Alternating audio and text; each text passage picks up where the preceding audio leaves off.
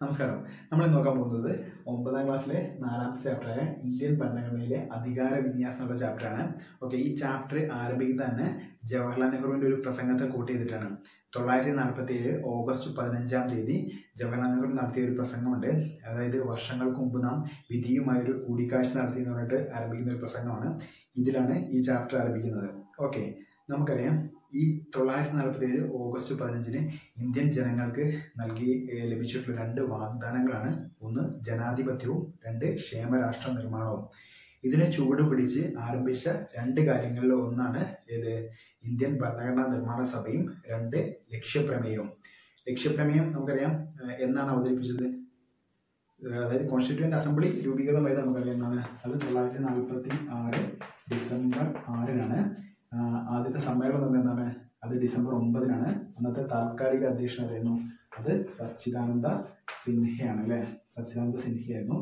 പിന്നീട് ഡോക്ടർ രാജേന്ദ്ര പ്രസാദിനെ സ്ഥിര അധ്യക്ഷനാക്കിയതെന്നാണ്. അത് ഡിസംബർ 11-നാണ് ഡോക്ടർ രാജേന്ദ്ര പ്രസാദിനെ സ്ഥിര അധ്യക്ഷനാക്കുന്നത്.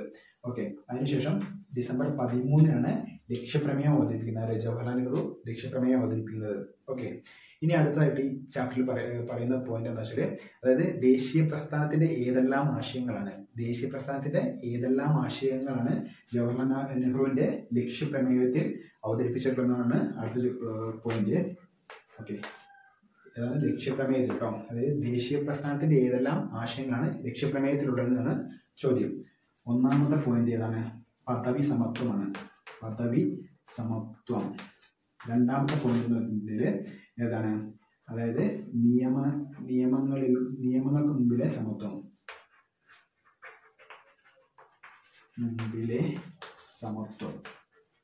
രണ്ടാമത്തെ പോയിന്റ് ഏതാണ്? നിയമങ്ങൾക്ക് മുമ്പിലെ സമത്വം. മൂന്നാമത്തെയാണ് സാമൂഹികവും സാമ്പത്തികവും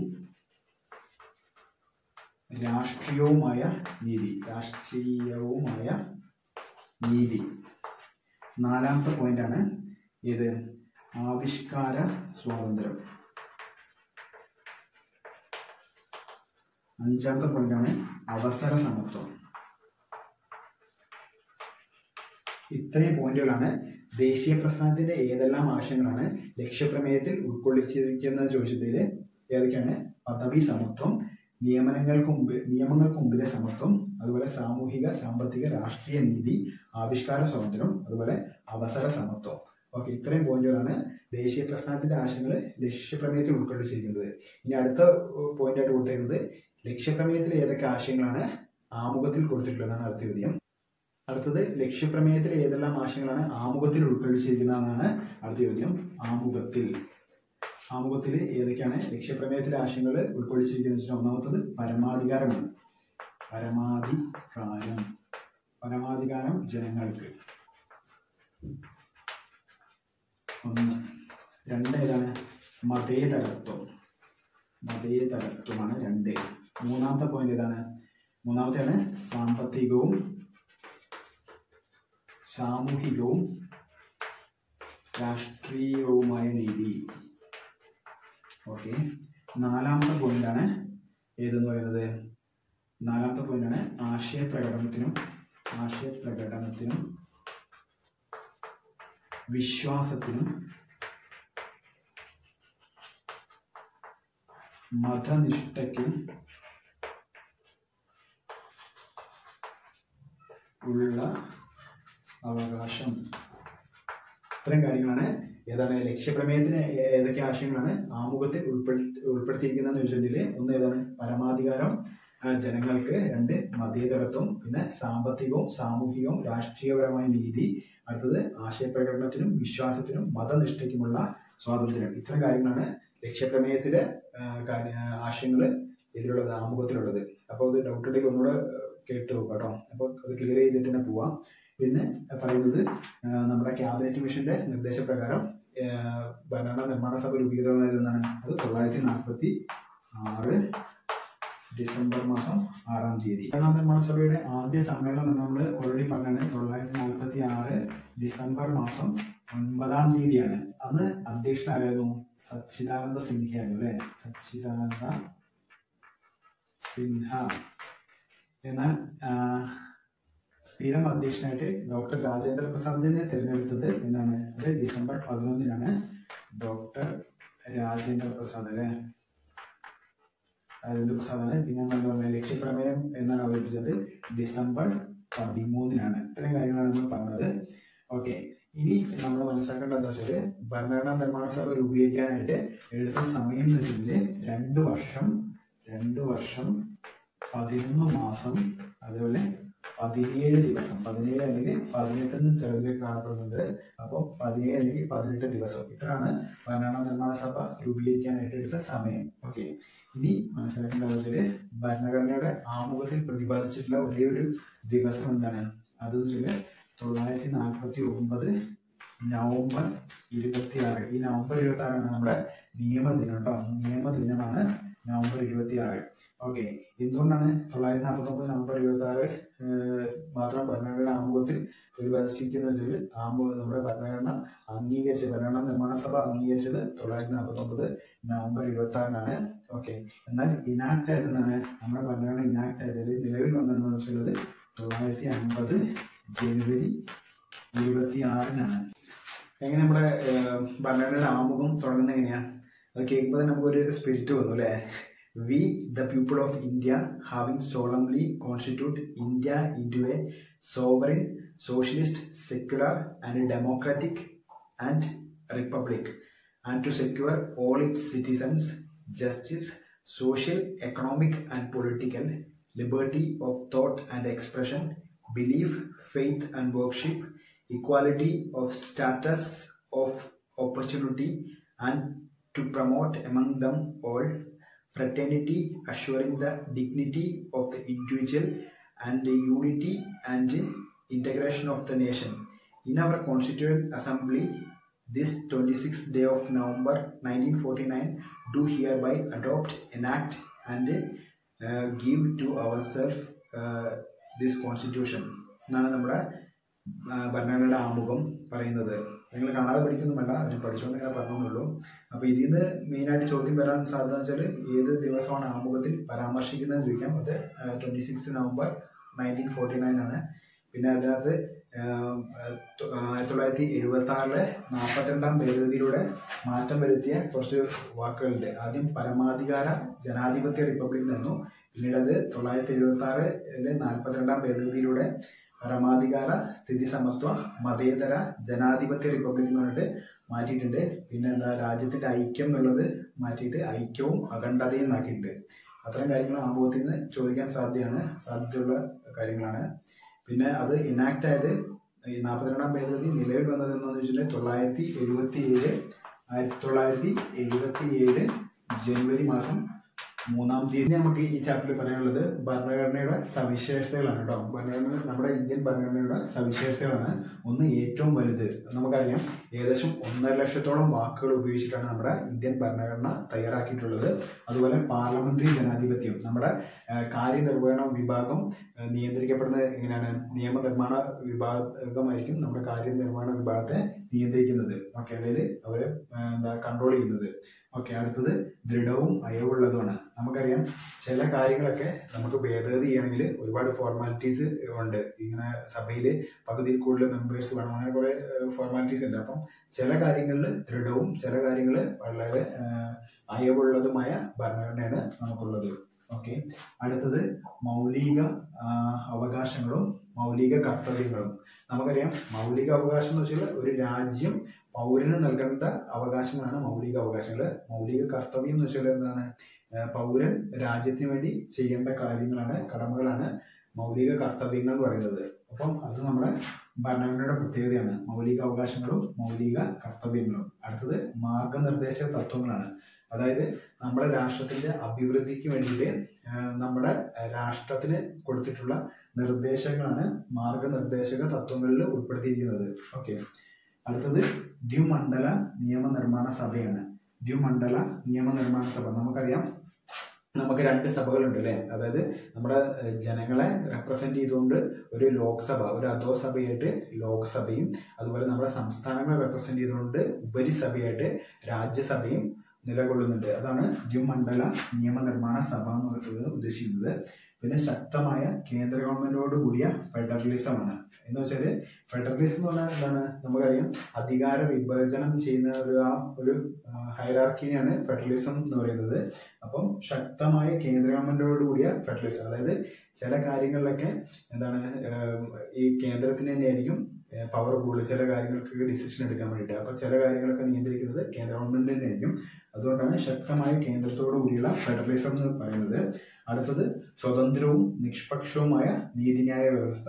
സ്വതന്ത്രവും നിഷ്പക്ഷവുമായ നീതിന്യായ വ്യവസ്ഥ, അതായത് നമ്മുടെ നിയമനിർമ്മാണ സഭയ്ക്കോ കാര്യനിർവഹണ സമിതിക്കൊന്നും എന്താണ് നമ്മുടെ ജുഡീഷ്യറിയെ കോടതിയെ സ്വാധീനിക്കാൻ പറ്റുമോ? പറ്റില്ല. അതുകൊണ്ടാണ് സ്വതന്ത്രവും നിഷ്പക്ഷവുമായ നീതിന്യായ വ്യവസ്ഥ എന്ന് ഉദ്ദേശിക്കുന്നത്. അടുത്തത് സ്വതന്ത്ര ഭരണഘടനാ സ്ഥാപനങ്ങൾ. അതായത് നമ്മുടെ ജനാധിപത്യം എന്ന് പറയുമ്പോൾ തന്നെ നമുക്കറിയാം ഒരു സംവിധാനം മാത്രമായിട്ട് ഭരിക്കുന്നില്ലല്ലോ. ഒരുപാട് ഭരണഘടനാ സ്ഥാപനങ്ങൾ സ്വതന്ത്രമായിട്ട് ഭരണം നടത്തുന്നതും കൂടെ കൂടിയിട്ടുള്ള ഒരു സംവിധാനത്തിനാണ് നമ്മൾ ജനാധിപത്യം എന്ന് തന്നെ പറയുന്നത്. അപ്പൊ ഇത്തരം കാര്യങ്ങളാണ് ഭരണഘടനയുടെ നമ്മുടെ ഇന്ത്യൻ കോൺസ്റ്റിറ്റ്യൂഷന്റെ പ്രത്യേകതകൾ. എന്നോട് ഞാൻ പറയാം, ഏറ്റവും വലുതാണ്. പിന്നെ പാർലമെന്ററി ജനാധിപത്യം വ്യവസ്ഥയുണ്ട്, അതുപോലെ ദൃഢവും അയവുള്ളതുമാണ്. പിന്നെ മൗലിക അവകാശങ്ങളും മൗലിക കർത്തവ്യങ്ങളും ഉണ്ട്, അതുപോലെ മാർഗനിർദ്ദേശക തത്വങ്ങളുണ്ട്, പിന്നെ ദ്വിമണ്ഡല നിയമനിർമ്മാണ സഭയുണ്ട്, അതുപോലെ ശക്തമായ കേന്ദ്രത്തോടു കൂടിയ ഫെഡറലിസം ഉണ്ട്, പിന്നെ സ്വതന്ത്രവും നിഷ്പക്ഷവുമായ നീതിന്യായ വ്യവസ്ഥയാണ് നമുക്കുള്ളത്, പിന്നെ സ്വതന്ത്ര ഭരണഘടനാ സ്ഥാപനങ്ങൾ ഉണ്ട്. ഇത്തരം കാര്യങ്ങളാണ് പ്രധാനമായിട്ട് ഓർത്തിരിക്കേണ്ടത്. പിന്നെ ഞാൻ പറയാൻ വിട്ടുപോയ ഒരു കാര്യമുണ്ട്. നമ്മുടെ ഭരണഘടന നിലവിൽ വരുന്ന സമയത്ത് നമുക്ക് 395 ആർട്ടിക്കിളുകളും 8 പട്ടികകളും 22 ഭാഗങ്ങളും ഉണ്ടായിരുന്നു. എന്താ പറഞ്ഞത്, നമ്മുടെ ഭരണഘടന നിലവിൽ വരുമ്പോൾ, അതായത് 950 ജനുവരി 26 ഇനാക്ട് ആവുമ്പോൾ 395 ആർട്ടിക്കിളുകളും 8 പട്ടികകളും 22 ഭാഗങ്ങളും ഉണ്ടായിരുന്നു. അടുത്തായിട്ട് ഈ ചാപ്റ്ററിൽ പറയുന്നത് ഇന്ത്യൻ ഫെഡറലിസത്തിന്റെ സവിശേഷതകളാണ്. ഇവിടെ ഒന്നാമത്തെ സവിശേഷത എന്താണ്? കേന്ദ്രത്തിനും സംസ്ഥാനത്തിനും ഒരു പൊതു ഭരണഘടനയാണ്. കേന്ദ്രത്തിനും സംസ്ഥാനത്തിനും ഒരു പൊതു ഭരണഘടനയാണ്.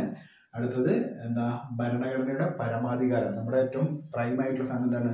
ഭരണഘടനയാണ്. ഭരണഘടനയുടെ പരമാധികാരം. അടുത്തത് ഏക പൗരത്വമാണ്. അടുത്ത പ്രത്യേകത എന്താണ്? ഏക പൗരത്വമാണ്. പിന്നെ അടുത്തത് ഭരണഘടന ഭേദഗതി ചെയ്യാനുള്ള അധികാരം ആർക്കാണ് കൂടുതൽ? കേന്ദ്രത്തിനാണ് കേട്ടോ. ഭരണഘടന ഭേദഗതി ചെയ്യാനുള്ള അധികാരത്തിൽ മേൽക്കൈ ആക്കാൻ വെച്ചത് കേന്ദ്രത്തിനാണ്. പിന്നെ ദ്വിമണ്ഡല നിയമനിർമ്മാണ സഭ, അല്ലെ, നമുക്ക് ഒരു ലോക്സഭയും രാജ്യസഭയുണ്ട്. ദ്വിമണ്ഡല നിയമനിർമ്മാണ സഭയാണുള്ളത്. പിന്നെ കേന്ദ്ര സംസ്ഥാന അധികാര വിഭജനമുണ്ട്, അല്ലെ. ചില കാര്യങ്ങൾ കേന്ദ്രത്തിനും ചില കാര്യത്തിനും സംസ്ഥാനത്തിനും നമുക്ക് അധികാര വിഭജനമുണ്ട്. അതുപോലെ കൂടുതൽ വിഷയങ്ങളും കേന്ദ്രത്തിനാണ്. കൂടുതൽ വിഷയങ്ങളും ഇവിടെ ആർക്കാണ് അധികാരമുള്ളത്? കേന്ദ്രത്തിനാണ്.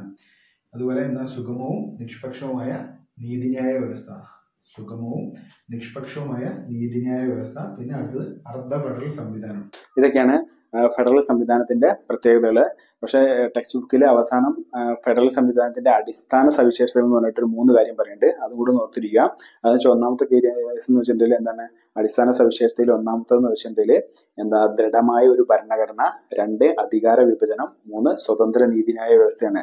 അതായത് ഫെഡറൽ സംവിധാനത്തിന്റെ അടിസ്ഥാന സവിശേഷതയായിട്ട് ടെക്സ്റ്റ് ബുക്കിൽ പറയുന്നത് ഏതൊക്കെയാണ്? 3 കാര്യങ്ങളാണ് പറയുന്നത്. 1 ദൃഢമായ ഭരണഘടന, അധികാര വിഭജനം, പിന്നെ സ്വതന്ത്ര നീതിന്യായ വ്യവസ്ഥ. ഈ 3 എന്താ പറയുക അടിസ്ഥാന സവിശേഷതയായിട്ട് പറയുന്നത്. ഇനി നമ്മൾ നോക്കാൻ പോകുന്നത് അർദ്ധ ഫെഡറൽ സംവിധാനത്തിന്റെ സവിശേഷത കേട്ടോ. അർദ്ധ ഫെഡറൽ സംവിധാനത്തിന്റെ സവിശേഷതകളാണ്. ഒന്നാമത്തെ സവിശേഷത എന്ന് വെച്ചാൽ സ്റ്റേറ്റ് ഗവൺമെന്റിന് പ്രാദേശികമായ അഖണ്ഡതയ്ക്ക് അവകാശമില്ല. സംസ്ഥാനങ്ങൾക്ക് പ്രാദേശികമായ അഖണ്ഡതയ്ക്ക് അവകാശമില്ലാത്തത് ഫെഡറൽ സംവിധാനത്തിന്റെ പ്രത്യേകതയാണ്. അതുപോലെ സംസ്ഥാനങ്ങളുടെ വിസ്തൃതി, അതുപോലെ അതിര്, പേര് എന്നിവയൊക്കെ കേന്ദ്രത്തിന് മാറ്റാൻ സാധിക്കുന്നതൊക്കെ ഫെഡറൽ സംവിധാനത്തിന്റെ പ്രത്യേകതയാണ്. പിന്നെ ഏക ഭരണഘടനയാണ്. ഏക ഭരണഘടന എന്ന് ഉദ്ദേശിക്കുന്നത് സംസ്ഥാനങ്ങൾക്ക് വേറെ ഭരണഘടനയൊന്നും നിർമ്മിക്കാനോ അങ്ങനെയൊന്നും സാധിക്കില്ല. അതാണ് ഏക ഭരണഘടന. പിന്നെ രാജ്യസഭയില് സംസ്ഥാനങ്ങൾക്ക് തുല്യ പ്രാതിനിധ്യമല്ല നൽകുന്നത്. രാജ്യസഭയിൽ എങ്ങനെയാണ് പ്രാതിനിധ്യം നിർണ്ണയിക്കുന്നത്? ജനസംഖ്യയുടെ അടിസ്ഥാനത്തിലാണ് രാജ്യസഭയിൽ പ്രാതിനിധ്യം നിശ്ചയിക്കുന്നത്. അപ്പം അതും അർദ്ധ ഫെഡറൽ സംവിധാനത്തിന്റെ സവിശേഷതയാണ്. രാജ്യസഭയിലെ സംസ്ഥാനങ്ങൾക്ക് ജനസംഖ്യയുടെ ആനുപാതികമായിട്ടാണ് പ്രാതിനിധ്യം ലഭിക്കുന്നത്. അതെന്തിന്റെ പ്രത്യേകതയാണ്? അർദ്ധ ഫെഡറൽ സംവിധാനത്തിന്റെ പ്രത്യേകതയാണ്. ഓക്കെ. അടിയന്തര ഘട്ടങ്ങളിൽ കേന്ദ്ര സർക്കാർ സർവാധികാരിയാവുകയും അതേപോലെ സംസ്ഥാനങ്ങൾക്ക് മേൽ കേന്ദ്ര സർക്കാരിന് നിയന്ത്രണം ഏർപ്പെടുത്താൻ സാധിക്കുന്നതും ഈ അർദ്ധ ഫെഡറൽ സംവിധാനത്തിന്റെ സവിശേഷതയാണ് കേട്ടോ. ഇവിടെ പറയാം, അടിയന്തര ഘട്ടങ്ങളിൽ കേന്ദ്ര സർക്കാരിന് സർവാധികാരിയായി ആവുകയും അതുപോലെ സംസ്ഥാനങ്ങൾക്ക് മേൽ നിയന്ത്രണം ഏർപ്പെടുത്താൻ സാധിക്കുന്നു അർദ്ധ ഫെഡറൽ സംവിധാനത്തിന്റെ സവിശേഷതയാണ്. പിന്നെ അടുത്തത് ഗവർണറിലൂടെ എന്നാണ് കേന്ദ്ര സർക്കാർ എങ്ങനെയാണ് സംസ്ഥാനങ്ങളുടെ നിയന്ത്രണം ഏറ്റെടുക്കുന്നത് വെച്ചാൽ ഗവർണറിലൂടെയാണ് കേട്ടോ. ഓക്കെ. അതുപോലെ ഹൈക്കോടതി സുപ്രീം കോടതിയുടെ അണ്ടറിലാണ് ഹൈക്കോടതി വർക്ക് ചെയ്യുന്നത്. അതുപോലെ സംസ്ഥാനങ്ങളുടെ ബില്ലുകൾക്ക് മേൽ കേന്ദ്രത്തിന് നിയന്ത്രണം ഏർപ്പെടുത്താൻ സാധിക്കുന്നതൊക്കെ അർദ്ധ ഫെഡറൽ സംവിധാനത്തിന്റെ സവിശേഷതയാണ്. അതേപോലെ സംസ്ഥാനങ്ങളിലെ ചില ബില്ലുകളൊക്കെ രാഷ്ട്രപതിയുടെ അനുമതിക്ക് വേണ്ടിയിട്ട് ഗവർണർക്ക് ഹോൾഡ് ചെയ്യാനൊക്കെ സാധിക്കും. ഈ അടുത്ത് തന്നെ ഒരു കേസൊക്കെ ഉണ്ടായിരുന്നു. സംസ്ഥാനത്തിന് നമ്മളെ മുൻപത്തെ ഗവർണർ ആരിഫ് മുഹമ്മദ് ഖാന് ഒരു ബില്ല് ഹോൾഡ് ചെയ്തിട്ട് നമ്മൾ ഹൈക്കോടതിയിൽ കേസ് ഫയൽ ചെയ്ത ഒരു ഇഷ്യൂ ഒക്കെ ഉണ്ടായിട്ടുണ്ടായിരുന്നു. അപ്പൊ അതുപോലെ ഇങ്ങനെ ഹോൾഡ് ചെയ്യാനൊക്കെ അനുമതി ലഭിക്കുന്നത് അർദ്ധ ഫെഡറൽ സംവിധാനത്തിന്റെ സവിശേഷതയാണ്. ഓക്കെ, ഞാൻ ഒരു വട്ടം അവിടെ ജസ്റ്റ് പറയാം. അർദ്ധ ഫെഡറൽ സംവിധാനത്തിന്റെ സവിശേഷതകൾ: ഒന്ന്, സംസ്ഥാനങ്ങൾക്ക് പ്രാദേശികമായിട്ട് ഉള്ള അഖണ്ഡതയ്ക്ക് അവകാശമില്ല. ഒന്ന്, പിന്നെ സംസ്ഥാനത്തിന്റെ വിസ്തൃതി, അതിര്, പേര് എന്നിവ മാറ്റാൻ വേണ്ടി കേന്ദ്ര സർക്കാരിന് അധികാരമുണ്ട്. അത് ലഭിക്കുന്നത് അർദ്ധ ഫെഡറൽ സംവിധാനത്തിന്റെ സവിശേഷതയാണ്. ഏക ഭരണഘടനയാണ്, അതായത് സംസ്ഥാനങ്ങൾക്ക് വേറെ ഭരണഘടനയൊന്നും നിർമ്മിക്കാനൊന്നും സാധിക്കില്ലാത്തത് അർദ്ധ ഫെഡറൽ സംവിധാനത്തിന്റെ സവിശേഷതയാണ്. അതുപോലെ തന്നെ രാജ്യസഭയിലെ സംസ്ഥാനത്തിന് തുല്യ പ്രാതിനിധ്യമെല്ലാം ലഭിക്കുന്നത്. ജനസംഖ്യ ആനുപാതികമായിട്ടുള്ള പ്രാതിനിധ്യമാണ് ലഭിക്കുന്നത്. പിന്നെ അടിയന്തര ഘട്ടങ്ങളിൽ എന്താണ്, കേന്ദ്ര സർക്കാരായിരിക്കും സർവാധികാരിയാവുന്നത്. സംസ്ഥാനങ്ങൾക്ക് മേൽ നിയന്ത്രണം ഏർപ്പെടുത്താൻ സാധിക്കുന്നതൊക്കെ അർദ്ധ ഫെഡറൽ സംവിധാനത്തിന്റെ സവിശേഷതയാണ്. പിന്നെ ഗവർണറിലൂടെ ആണ് സംസ്ഥാനങ്ങൾക്ക് മേൽ കേന്ദ്രം നിയന്ത്രണം ഏർപ്പെടുത്തുന്നത്. പിന്നെ ഹൈക്കോടതി എന്ന് പറയുന്നത് നമുക്കറിയാം സുപ്രീം കോടതിയുടെ അണ്ടറിലാണ് വർക്ക് ചെയ്യുന്നത്. പിന്നെ സംസ്ഥാനങ്ങളുടെ ബില്ലുകൾക്ക് മേൽ കേന്ദ്രത്തിന് നിയന്ത്രണം ഏർപ്പെടുത്താൻ സാധിക്കുന്നതൊക്കെ അർദ്ധ ഫെഡറൽ സംവിധാനത്തിന്റെ സവിശേഷതയാണ്. അതേപോലെ സംസ്ഥാനത്തിന്റെ ബില്ലുകളൊക്കെ അല്ല, ചില ബില്ലുകളൊക്കെ രാഷ്ട്രപതിയുടെ അനുമതിക്ക് വേണ്ടിയിട്ട് ഗവർണർക്ക് ഹോൾഡ് ചെയ്യാനൊക്കെ സാധിക്കുന്നതൊക്കെ അർദ്ധ ഫെഡറൽ സംവിധാനത്തിന്റെ സവിശേഷതയാണ്. അടുത്തായിട്ട് ഈ ചാപ്റ്ററിൽ പറയുന്നത് ലിസ്റ്റുകളെ കുറിച്ചാണ് കേട്ടോ. ലിസ്റ്റുകളെ കുറിച്ച് പറയുമ്പോൾ ലിസ്റ്റുകളെ കുറിച്ച് പ്രതിപാദിക്കുന്ന പട്ടിക 7ാം പട്ടികയാണ്. ഓക്കെ, ലിസ്റ്റുകൾ നമുക്കറിയാം. കേന്ദ്ര ലിസ്റ്റ് അല്ലെങ്കിൽ യൂണിയൻ ലിസ്റ്റ് ഉണ്ട്, യൂണിയൻ ലിസ്റ്റ്, അതുപോലെ സ്റ്റേറ്റ് ലിസ്റ്റ്, കൺകറന്റ് ലിസ്റ്റ്, ഇങ്ങനെ 3 ലിസ്റ്റുകൾ ഉണ്ട് അല്ലെ. അപ്പം ഈ ലിസ്റ്റുകളെ കുറിച്ചാണ് 7ാം പട്ടികയിൽ പറയുന്നത്. അപ്പൊ ഈ യൂണിയൻ ലിസ്റ്റിൽ വരുന്ന പ്രധാനപ്പെട്ട കാര്യങ്ങൾ വെച്ചാൽ നമുക്കറിയാം, നമുക്ക് ആലോചിച്ച് നോക്കുമ്പോൾ തന്നെ അറിയാം. പ്രതിരോധം അല്ലെ, പ്രതിരോധം, അതേപോലെ ബാങ്കിങ്, റെയിൽവേ, അതുപോലെ പൗരത്വം എന്നിവയൊക്കെ എന്താണ് യൂണിയൻ ലിസ്റ്റിന്റെ കീഴിൽ വരുന്ന വിഷയങ്ങളാണ്. ഓക്കെ, ഏതൊക്കെയാണ്? പ്രതിരോധം, ബാങ്കിങ്, റെയിൽവേ, പൗരത്വം, അതുപോലുള്ള വിഷയങ്ങളൊക്കെ എന്താണ് കേന്ദ്ര ഗവൺമെന്റിന്റെ യൂണിയൻ ലിസ്റ്റിനകത്ത് വരുന്ന കാര്യങ്ങളാണ്. ഈ യൂണിയൻ ലിസ്റ്റ് വരുമ്പോൾ തുടക്കത്തിൽ 97 വിഷയങ്ങളായിരുന്നു കേട്ടോ ഈ യൂണിയൻ ലിസ്റ്റിൽ ഉണ്ടായിരുന്നത്. 97 വിഷയങ്ങളായിരുന്നു. പിന്നെ നമുക്ക് സ്റ്റേറ്റ് ലിസ്റ്റിൽ നമുക്കറിയാം ജയിൽ, തദ്ദേശ സ്വയംഭരണം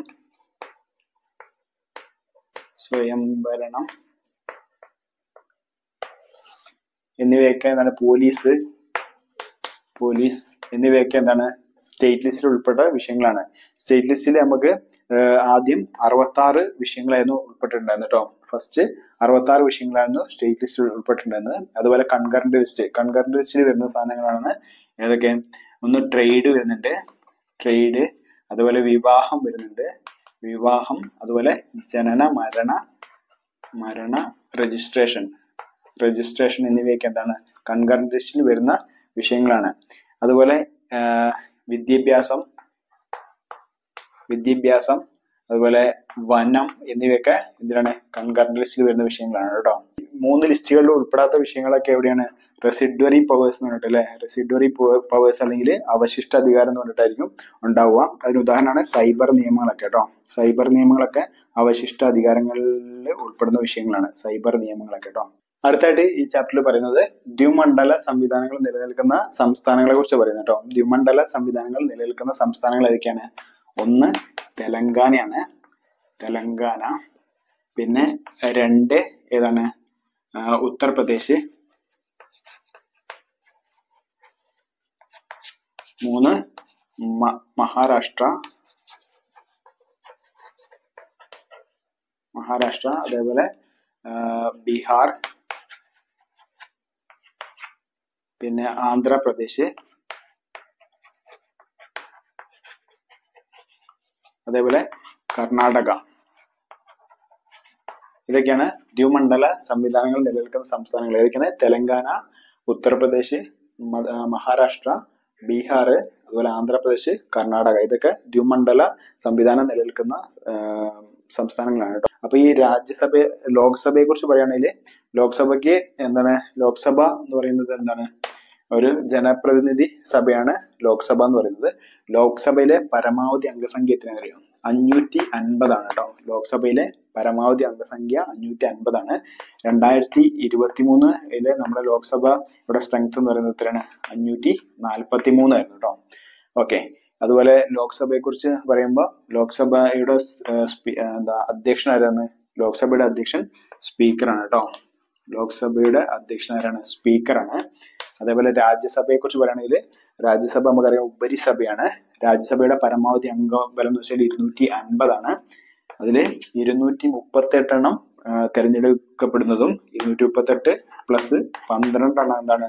രാഷ്ട്രപതിക്ക് നാമനിർദ്ദേശം ചെയ്ത് കൊണ്ടുവരാൻ പറ്റുന്നതാണ് 12 കേട്ടോ. അങ്ങനെ 250 ടോട്ടൽ സ്ട്രെങ്ത് എന്ന് പറയുന്നത്. രാജ്യസഭയുടെ അധ്യക്ഷൻ ആരാണ്? അത് ഉപരാഷ്ട്രപതി കേട്ടോ. ഉപരാഷ്ട്രപതിയാണ് രാജ്യസഭയുടെ അധ്യക്ഷൻ. അടുത്തായിട്ട് പറയാനുള്ളത് ലോക്സഭയിലേക്ക് മത്സരിക്കാനുള്ള കുറഞ്ഞ പ്രായം എന്ന് പറയുന്നത് 25 വയസ്സാണ്. പിന്നെ രാജ്യസഭയിലേക്ക് മത്സരിക്കാനുള്ള കുറഞ്ഞ പ്രായമോ അല്ലെങ്കിൽ പ്രധാനമന്ത്രി പദവിയിലേക്ക് മത്സരിക്കാനുള്ള കുറഞ്ഞ പ്രായം എന്ന് പറയുന്നത് 30 വയസ്സാണ് കേട്ടോ. ലോക്സഭയിലേക്ക് മത്സരിക്കാനുള്ള കുറഞ്ഞ പ്രായത്തിനാണ് 25 വയസ്സും രാജ്യസഭയിലേക്കോ അല്ലെങ്കിൽ പ്രധാനമന്ത്രി സ്ഥാനത്തേക്ക് മത്സരിക്കാനുള്ള കുറഞ്ഞ പ്രായം 30 വയസ്സും രാഷ്ട്രപതി സ്ഥാനത്തേക്ക് മത്സരിക്കാനുള്ള കുറഞ്ഞ പ്രായത്തിലാണ് 35 വയസ്സാണ് കേട്ടോ. ഇതൊന്ന് ഓർത്തിരിക്കുക. പിന്നെ അടുത്ത പറയാനുള്ളത് നമ്മൾ നേരത്തെ ബില്ലുകൾ അവതരിപ്പിക്കുന്നതിനെ കുറിച്ച് പറഞ്ഞല്ലോ. അപ്പം അതായത് നമ്മുടെ പാർലമെന്റിലെ ഏതെങ്കിലും ഒരു സഭയിലാണ് ബില്ലുകൾ അവതരിപ്പിക്കുന്നത്. ഇതിൽ ഗവൺമെന്റ് ബില്ലും ഉണ്ട്, സ്വകാര്യ ബില്ലും ഉണ്ട്. ഗവൺമെന്റ് ബില്ല് എന്ന് വെച്ചിട്ടുണ്ടെങ്കിൽ പാർലമെന്റിൽ ഏതെങ്കിലും ഒരു മന്ത്രി അവതരിപ്പിക്കുന്ന ബില്ലിന് നമ്മൾ ഗവൺമെന്റ് ബില്ല് എന്നാണ് പറയുക. അതുപോലെ പാർലമെന്റിലെ മറ്റ് മന്ത്രി അല്ലാതെ മറ്റ് ഏതെങ്കിലും അംഗമാണ് ബില്ല് അവതരിപ്പിക്കുന്നതിനെ സ്വകാര്യ ബില്ല് എന്നാണ് പറയുക കേട്ടോ. ഓക്കെ. പാർലമെന്റിൽ ഏതെങ്കിലും മന്ത്രിയാണ് അവതരിപ്പിക്കുന്നതിന് ഗവൺമെന്റ് ബില്ലെന്നും മറ്റ് പാർലമെന്റ് അംഗമാണ് അവതരിപ്പിക്കുന്നതിന് സ്വകാര്യ ബില്ലെന്നും പറയുന്നു. ഓക്കെ. അടുത്തത് ധനബില്ല്. ധനബില്ല് എന്ന് വെച്ചാൽ എന്താ? അതായത് നമ്മുടെ ഖജനാവിലേക്കുള്ള വരുമാനത്തിന്റെയോ അല്ലെങ്കിൽ ചെലവിന്റെയോ സംബന്ധിച്ച ബില്ലുകളാണ് ധനബില്ല് എന്ന് പറയുക. ഈ ധനബില്ലിന് ഒരു പ്രത്യേകതയുണ്ട്. ധനബില്ലിന്റെ കേസ് ധനബില്ല് ആദ്യം അവതരിപ്പിക്കുന്നത് എപ്പോഴും ലോക്സഭയിലായിരിക്കും കേട്ടോ.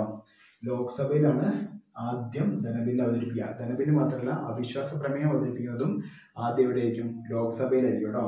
അതൊന്ന് ഓർത്തിരിക്കുക. പിന്നെ ഈ ബില്ല് അവതരിപ്പിക്കുമ്പോൾ 1ാം വായന, 2ാം വായന, 3ാം വായന, അങ്ങനെ 3 വായനകൾ ഉണ്ടാവും. ഓക്കെ. 1ാം വായന എന്ന് പറയുന്നത് എന്താണ്? ഈ ബില്ല് അവതരിപ്പിക്കുന്നതിന് തന്നെയാണ്. ഒന്നിലെ മന്ത്രി അല്ലെങ്കിൽ പാർലമെന്റിലെ മറ്റ് അംഗങ്ങളോ ഏതെങ്കിലും ഒരു സഭയിൽ ബില്ല് അവതരിപ്പിക്കുന്നതിനാണ് 1ാം വായന എന്ന് പറയുന്നത്. 2ാം വായന എന്ന് വെച്ചിട്ടുണ്ടെങ്കിൽ ഈ ബില്ല് ഒന്നില്ലെങ്കിൽ കമ്മിറ്റിയിലേക്ക് അയക്കുകയോ അല്ലെങ്കിൽ ആ ബില്ല് അവിടെ വെച്ച് ചർച്ച ചെയ്യുകയും ബില്ലിൽ എന്തെങ്കിലും മാറ്റം വരുത്താനുണ്ടെങ്കിൽ അതും ചെയ്യുന്നതിനാണ് 2ാം വായന എന്ന് പറയുന്നത്. ഓക്കെ. 2ാം വായന എന്താണ്? അതായത് അവതരിപ്പിച്ച ബില്ല് ഒന്നില്ലെങ്കിൽ കമ്മിറ്റിയിലേക്ക് അയച്ചു കൊടുക്കുകയോ അല്ലെങ്കിൽ എന്ത് ചെയ്യുക, അവിടെ വെച്ച് തന്നെ ചർച്ച ചെയ്യുകയോ അതിലെന്തെങ്കിലും മാറ്റങ്ങൾ വരുത്തണമെങ്കിൽ മാറ്റങ്ങൾ വരുത്തുകയോ ചെയ്യുന്നതാണ് 2ാം വായന. എന്നാൽ 3ാം വായന എന്ന് വെച്ചിട്ടുണ്ടെങ്കിൽ ഈ ബില്ല് ഏത് സഭയിലാണ് അവതരിപ്പിച്ചത് ആ സഭയിൽ നിന്ന് അടുത്ത സഭയിലേക്ക് കൈമാറുകയും ആ സഭയിൽ ഇപ്പം മറ്റേ സഭയിൽ ചെയ്ത അതേ പ്രൊസീജിയർ അവിടെയും ചെയ്യുന്നു. അതിനാണ് 3ാം വായന എന്ന് പറയുക. ഇങ്ങനെ 2 സഭകളിലും പാസ്സാക്കിയ ബില്ലാണെങ്കിൽ രാഷ്ട്രപതിയിലേക്ക് അയച്ചു കൊടുക്കുകയും രാഷ്ട്രപതി ഒപ്പുവെക്കുന്നതോടെ ആ ബില്ല് നിയമമായിട്ട് മാറുകയും ചെയ്യും കേട്ടോ. അതൊന്ന് ഓർത്തിരിക്കുക. പിന്നെ നമുക്ക് പറയാനുള്ളത് ഭേദഗതികളെ കുറിച്ച്. ഒരു 3 ഭേദഗതി നമ്മുടെ SCRT പറയുന്നുണ്ട്. ഒന്ന് 61ാം ഭേദഗതിയാണ്. 61ാം ഭേദഗതി എന്ന് വെച്ചാൽ നമ്മുടെ വോട്ടിംഗ് പ്രായം 21 നിന്നും 18 മാറ്റിയ ഭേദഗതിയാണ് 61ാം ഭേദഗതി കേട്ടോ. വോട്ടിംഗ് പ്രായം 21 നിന്നും 18 മാറ്റിയാണ് 61ാം ഭേദഗതി. ഇനി 86ാം ഭേദഗതി നമുക്കറിയാം. 2002 86ാം ഭേദഗതി. അത് ഒരു പ്രധാനപ്പെട്ട ഭേദഗതിയായിരുന്നു. അതായത് വിദ്യാഭ്യാസം മൗലികാവകാശമാക്കി മാറ്റിയ ഭേദഗതിയാണ്. അത് 2002 ഭേദഗതി. 86ാം ഭേദഗതി. അടുത്തത് 101ാം ഭേദഗതിയാണ്. 101ാം ഭേദഗതി എന്താണ്? GST ബന്ധപ്പെട്ട ഭേദഗതിയാണ് 101 ഭേദഗതി കേട്ടോ. ഇനി ഭേദഗതികളെ കുറിച്ച് പറയുന്ന ആർട്ടിക്കിളിനെ കുറിച്ച് പറയുന്നത് 368 ആർട്ടിക്കിളിലാണ് ഭേദഗതിയെ കുറിച്ച് ഭരണഘടനയിൽ പറയുന്നത് കേട്ടോ. ഏതാണ്? 368 ആർട്ടിക്കിളിലാണ് ഭേദഗതികളെ കുറിച്ച് പറയുന്നത്. ഓക്കെ, അടുത്തത് രാഷ്ട്രീയ. അപ്പം നമ്മൾ നേരത്തെ പറഞ്ഞു ഈ നിയമനിർമ്മാണം, കാര്യനിർവഹണം, അതുപോലെ നീതിന്യായം, അങ്ങനെ 3ആയിട്ട് ഭരണ സംവിധാനത്തെ നമ്മൾ സ്പ്ലിറ്റ് ചെയ്തിട്ടുണ്ടെന്ന് പറഞ്ഞില്ലേ. അതിൽ ഈ രണ്ടാമത്തെ കാറ്റഗറി കാര്യനിർവഹണം അല്ലെങ്കിൽ എക്സിക്യൂട്ടീവിനെ പിന്നെയും 2ആയിട്ട് സ്പ്ലിറ്റ് ചെയ്യുന്നുണ്ട്. ഒന്ന് രാഷ്ട്രീയ കാര്യനിർവഹണം, മറ്റേത് സ്ഥിരം എക്സിക്യൂട്ടീവിലെ സ്ഥിരം കാര്യനിർവഹണം എന്ന് പറയുന്നത്. ഓക്കെ, അതിൽ ഈ രാഷ്ട്രീയ കാര്യനിർവഹണം എന്ന് പറഞ്ഞാൽ എന്താ വെച്ചാൽ ഒന്നുമില്ല, നമ്മൾ ഈ രാഷ്ട്രപതി, പ്രധാനമന്ത്രി, മറ്റു മന്ത്രിമാരൊക്കെ ഉൾപ്പെടുന്ന മറ്റു മന്ത്രിമാരൊക്കെ ഉൾപ്പെടുന്ന ആ ഒരു ഭരണ സംവിധാനത്തിനാണ് എന്ന് പറയുന്നത് രാഷ്ട്രീയ കാര്യനിർവഹണ വിഭാഗം എന്ന് പറയുന്നത്.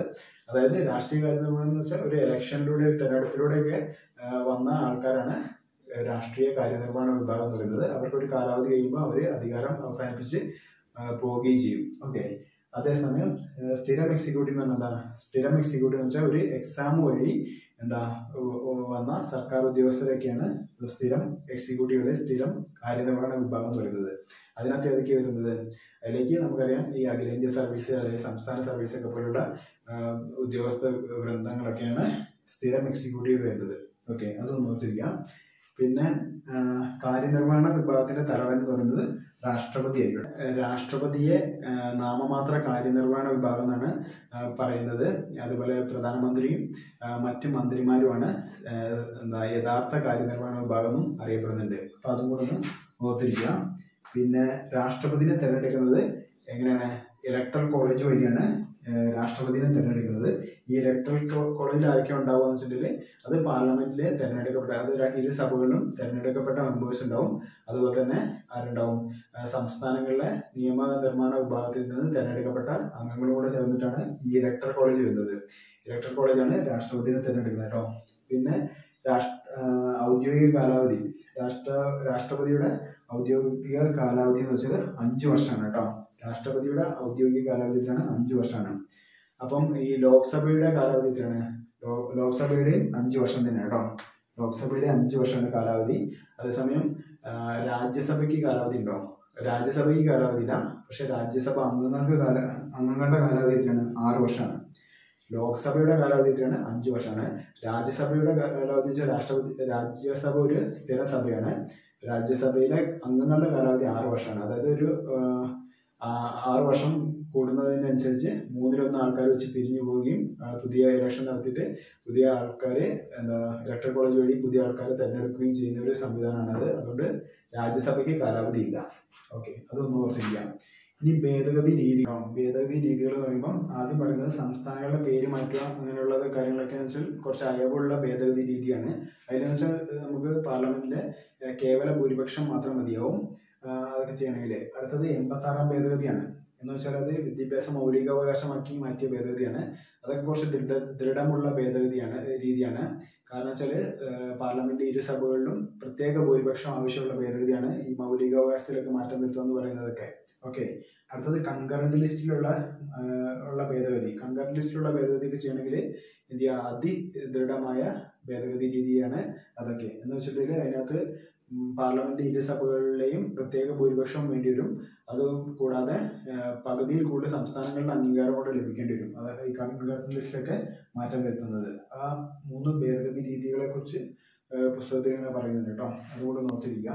അടുത്തായിട്ട് ഈ ചാപ്റ്ററിൽ പറയുന്നത് സുപ്രീം കോടതിയുടെ അധികാരങ്ങളാണ് കേട്ടോ. സുപ്രീം കോടതിയുടെ അധികാരങ്ങളാണ്. അതിൽ ഒന്നാമത്തെയാണ് ഉത്ഭവാധികാരം എന്ന് പറയുന്നത്. എന്താണ് ഉത്ഭവാധികാരം എന്ന് വെച്ചിട്ടുണ്ടെങ്കിൽ സുപ്രീം കോടതിക്ക് മാത്രം തീരുമാനം എടുക്കാൻ പറ്റുന്ന ചില വിഷയങ്ങളുണ്ട്.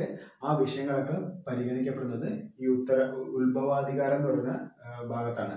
ഉദാഹരണത്തിന് പറയുകയാണെങ്കിൽ കേന്ദ്ര സർക്കാരും സംസ്ഥാന സർക്കാരും തമ്മിലുള്ള തർക്കങ്ങൾ അങ്ങനെയുള്ള കാര്യങ്ങളൊക്കെ പരിഗണിക്കുന്നത് ഈ ഉത്ഭവാധികാരത്തിന്റെ പരിധിയിലാണ്. ഓക്കെ, അടുത്ത സുപ്രീം കോടതിയുടെ അധികാരം എന്ന് വെച്ചാൽ അപ്പീൽ പരിഗണിക്കാനുള്ള അധികാരമാണ്.